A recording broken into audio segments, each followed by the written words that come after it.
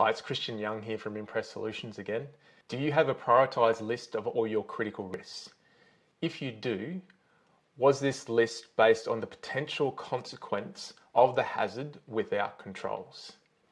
If you don't, then what is the data set that's underpinning and driving your fatality prevention program? For example, what drives the decision this risk will get a bow tie and this will not? This risk will get critical controls and performance standards and which will not. So what's the problem? If you don't have a prioritised list of critical risks based on their potential consequence without controls, then you have no foundation for your critical risk management program.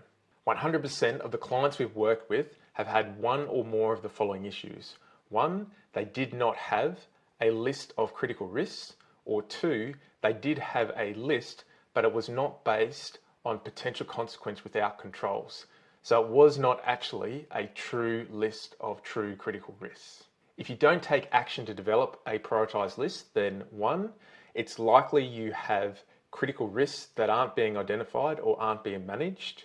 Two, your senior leadership team members do not know which risks they own and what they should be focusing on. And three, and most importantly, the frontline workers do not know which risks could harm them or worse, and what controls need to be in place before they start executing a task.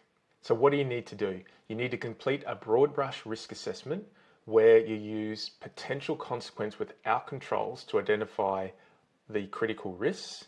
You then use residual risk rankings to prioritise effort.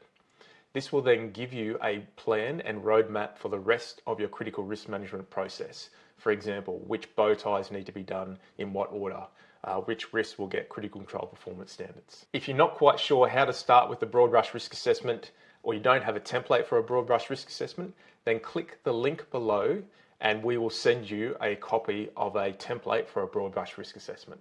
As always, these are my thoughts. What are yours? Thanks for listening. Bye-bye.